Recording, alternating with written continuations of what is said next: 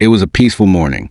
The sun was rising, casting a soft golden glow over the quiet suburban neighborhood. Birds chirped in the trees, and the air was fresh with the scent of blooming flowers. My dog, Buddy, and I were out for our usual walk. The neighborhood was calm, peaceful. Everything was perfect. Or so I thought. Out of nowhere, I saw a large, aggressive dog charging at us, Mr.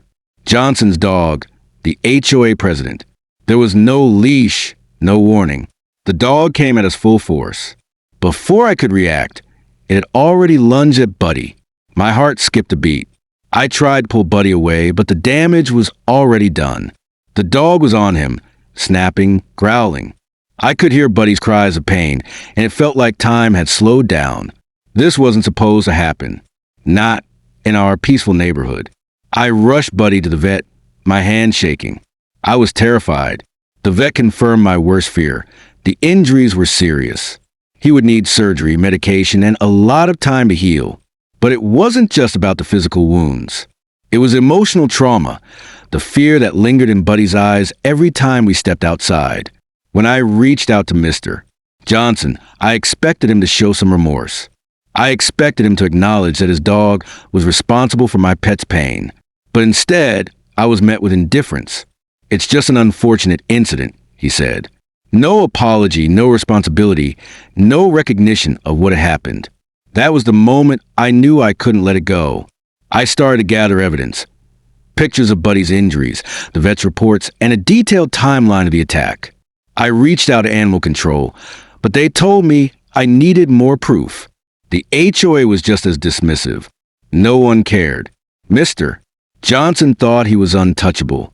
I couldn't back down. This wasn't just about Buddy. It was about making sure no other pet in this neighborhood would face the same fate. Weeks passed and the pressure grew. Every call, every letter seemed to go unanswered. The HOA continued to ignore the issue, and Mr. Johnson continued to act like he was above the law. I felt alone, but I refused to give up. I filed a lawsuit. I reached out to my neighbors, gathering witnesses who had seen Mr.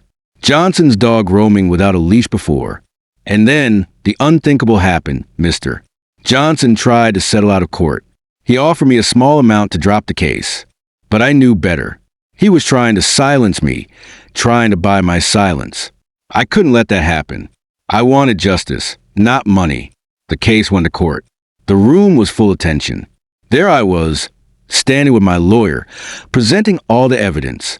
The HOA president, Mr.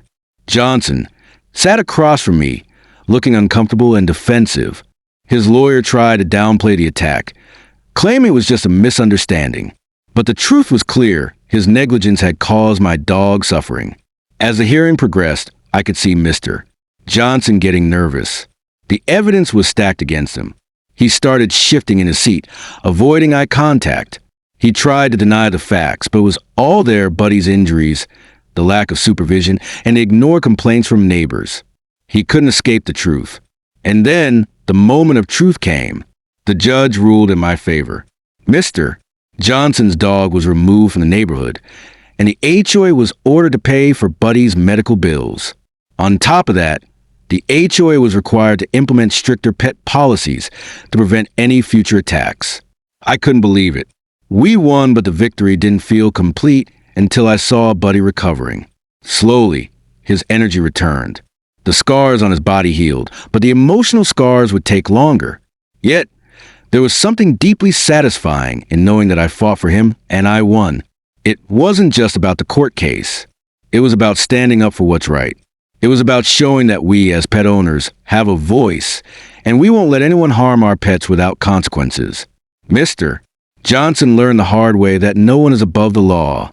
If you've ever faced a similar situation, don't stay silent. Fight for your pets, fight for what's right, and never back down. Share your story in the comments below and stand up for justice. And don't forget to subscribe to Emotional Tales for more inspiring stories like this one. Together, we can make our communities safer for our beloved pets.